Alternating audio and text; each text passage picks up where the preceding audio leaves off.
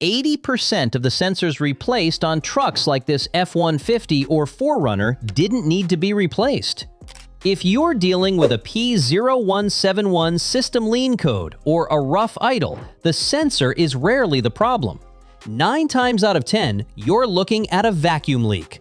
I've used these exact steps to keep my own F-150 on the road for over 375,000 miles.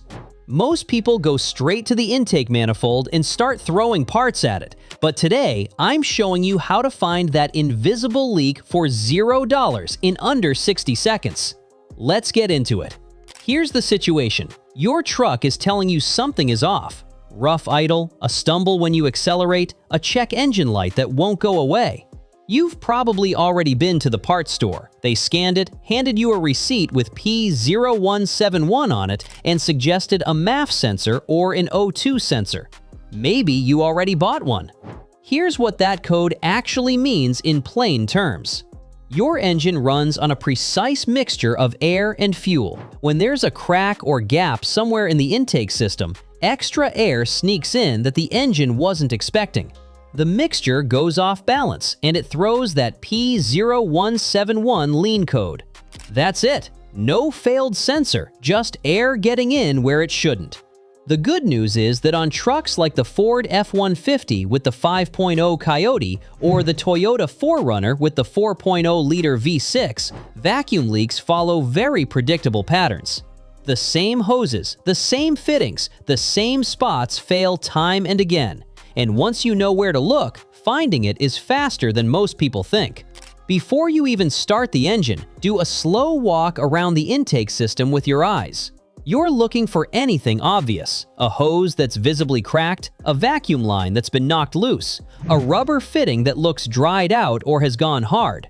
On the F-150, pay particular attention to the large rubber intake boot that runs between the air filter box and the throttle body. On the 4Runner, trace that same path and then follow the smaller vacuum lines branching off the intake manifold. Any hose that looks cracked, chalky, or misshapen is a suspect.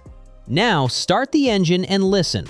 A vacuum leak at idle has a very specific sound, a hiss or a light whistle coming from somewhere in the engine bay. The smaller the leak, the higher pitched the sound.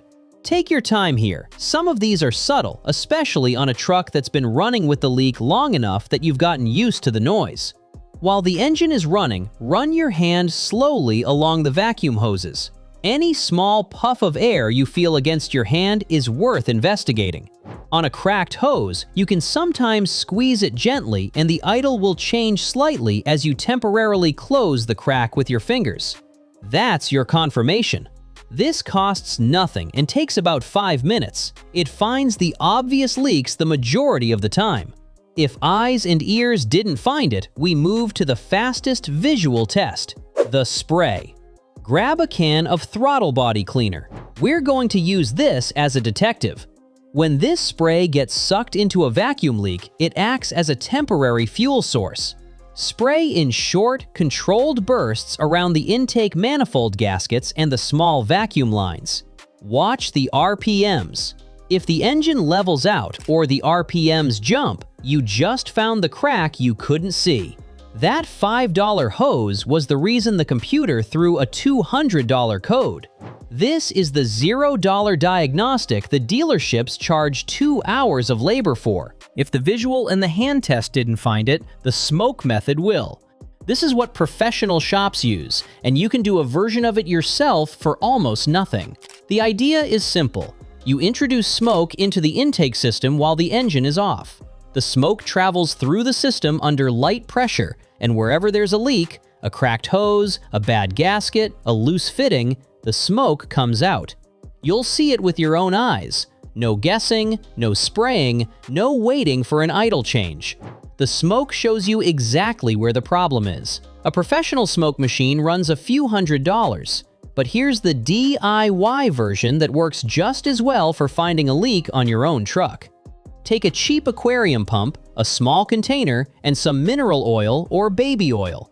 The pump pushes air through the oil, creates a light smoke, and you feed that into the intake through a vacuum port. Search DIY smoke machine vacuum leak and you'll find several builds using parts that total under $15. Once the smoke is flowing into the intake system, walk around the engine bay slowly and watch. The smoke will find every gap. On the F-150, watch especially around the intake boot, the PCV hose at the rear of the throttle body, and along the intake manifold seam. On the 4Runner, those same areas plus the small vacuum nipples around the throttle body are where the smoke is most likely to appear. When you see smoke coming out of a spot that isn't a designated vent, that's your leak. To save you time, here's where leaks consistently show up on these two trucks, whether you're running that Coyote V8 or the Toyota 4.0 V6. 9 times out of 10, it's one of these 5 spots.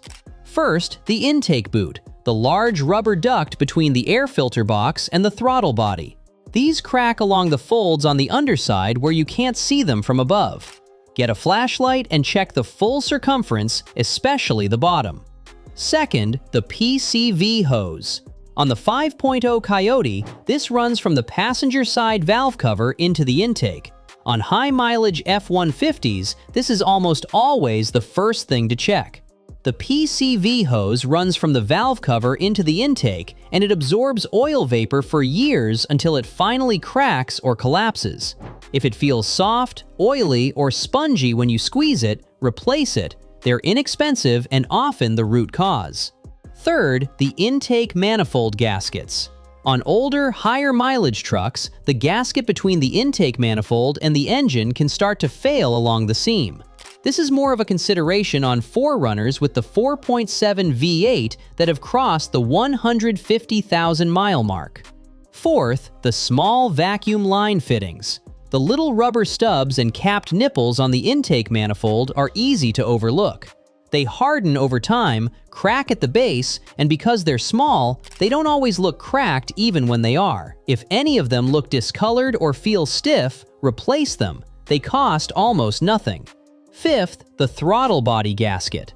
If anyone has had the throttle body off this truck for cleaning or any other service, and the gasket wasn't seated cleanly on reassembly, you'll have a persistent lean condition that won't respond to anything else you try.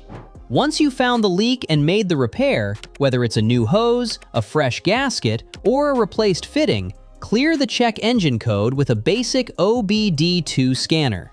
These run about $25 on Amazon, and every truck owner should have one in the glove box.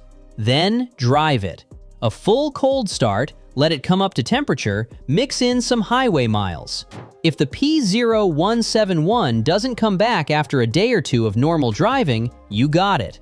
The truck should idle cleaner, throttle response should feel more immediate, and that check engine light stays off. If the code does return, work back through the intake system with the smoke method again. It's not unusual to find a second, smaller leak once the primary one is repaired, especially on a truck where the rubber components have been aging together for years. Most of the time, a P0171 on an F-150 or a 4Runner is not a sensor problem. It's a vacuum leak, and vacuum leaks are almost always a straightforward repair once you know where to look.